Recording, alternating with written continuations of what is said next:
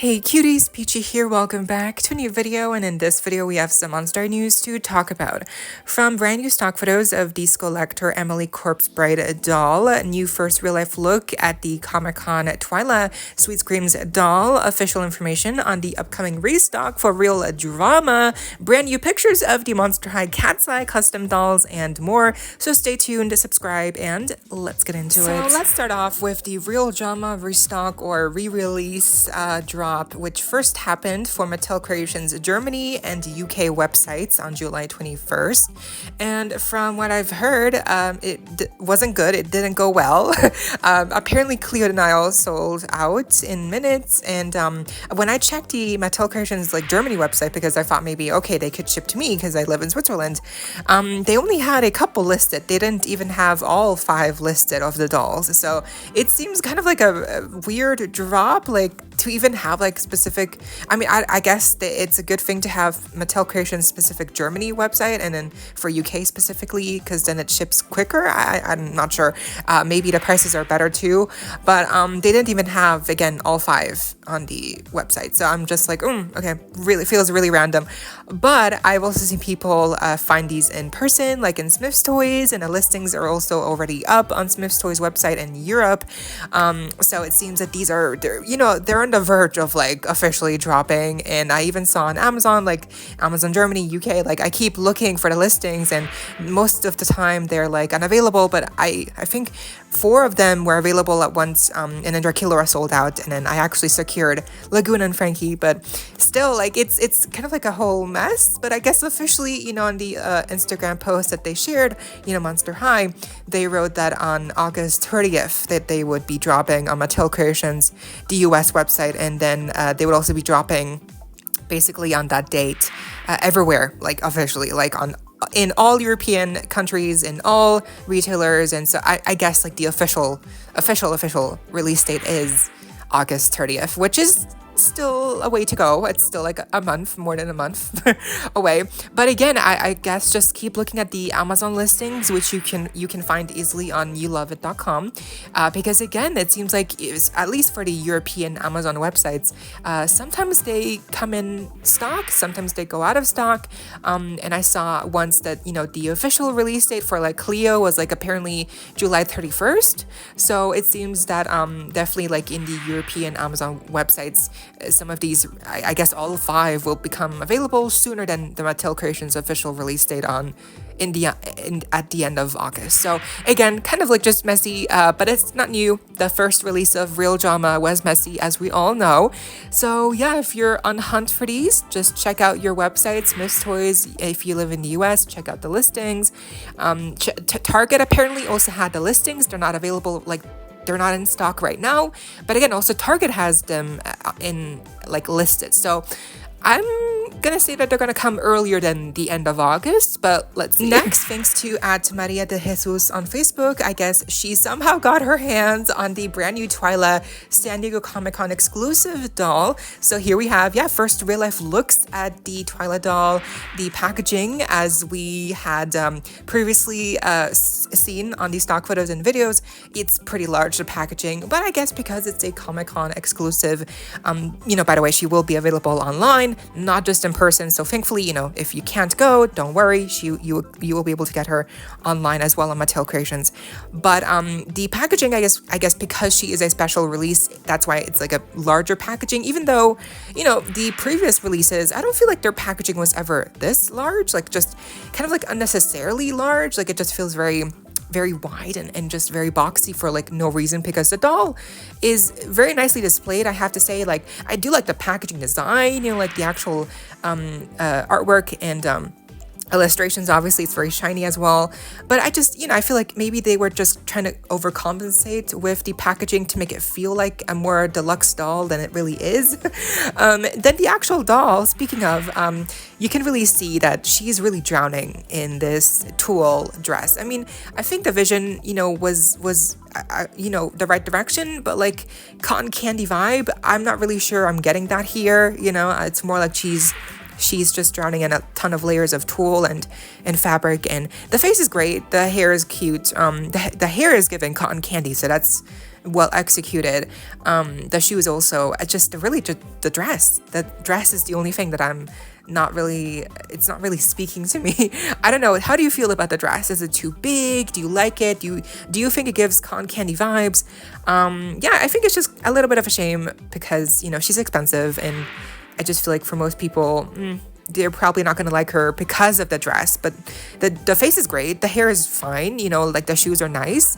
The poster is nice as well. That's included, right? So it's just a dress that I feel like feels really, I don't know, bland and just, again, too big for her. Like it's really drowning her out. Speaking of, the official Monster High Instagram account shared via their stories saying, missing Comic-Con and Elvira. This limited release Elvira doll is only available to live attendees at Comic-Con, but don't worry, darlings, Elvira never leaves her fans in the dark for long. Which I think basically just confirms that yes, there will be the normal version of this doll available online as well on the Comic-Con weekend, and then of course for everyone who can actually go to the event, they will be able to get this exclusive version of the exact same doll. If you don't know, the normal version has a different normal expression of the doll, and the color theming is more silver than purple, and this exclusive version obviously has the new exclusive face sculpt and expression, and the accent color is purple instead of silver. So if you cannot go to Comic-Con, don't worry, you can still get your very own Elvira doll. You know, she's going to be the normal version, which again, just silver accents, normal face sculpt. It's just not as cool looking basically, but at least you can still get her to some extent, right? It's the same doll basically, just different in some variations. But what do you think, speaking of, like, are you going to Comic-Con? Who's going to Comic-Con? Let me know down below, because I'm not going. I don't I'm not going, but because I live in Europe obviously, but yeah, I'm interested because I think I feel like this year's Comic-Con, like there's no Marvel, there's no DC attending, right? So kind of feels like maybe it's just not going to be as big of an event. But what do you think? Are you going? Are you getting this doll? Are you going because you want to get this Elvira doll, or just because you like to go in general? Okay, next up, this is exciting. We have more real life looks and stock photos of the new upcoming Skullector, a Corpse Bride Emily doll, celebrating the anniversary of the movie Corpse Bride. So very exciting. Apparently people have been finding her in Sears stores outside of the US, and because she is going to be available in other retailers, she's not a Mattel Creations exclusive. She's going to be a similar release like the second Beetlejuice 2-pack, where that 2-pack was also available on Amazon and Target and, you know, basically all these other stores. So that's a good thing, because I think this doll, she's going to be popular. She has been a long-awaited collaboration for many Monster High fans, and I think, you know, even though her dress, her design is not perfect, and a lot of us wish it was different or we're not happy with the outcome, I think for me, like, she's definitely grown on me. Like, I think she's really pretty. I love the face, you know, the hair seems super long and soft, the veil. You know, is the dress not accurate? Could it have been maybe a bit better? Yes. Like, is the belt a little bit unnecessary? Yes. But at the same time, seeing the history of Skullector releases and how they've kind of, you know, Monster High, like they've kind of like transformed each character into their own version, like just a Monster High character. You know, seeing past releases, it kind of makes sense that they would add a belt. You know, Rebecca loves to add a belt on the Monster High Skullector dolls, so it just makes sense, I guess. I don't love it, but at least it does add a little bit of something extra. But I feel like for, like, if we didn't get the belt, we could have at least gotten like a little bouquet or like a purse, because she really doesn't have any accessories.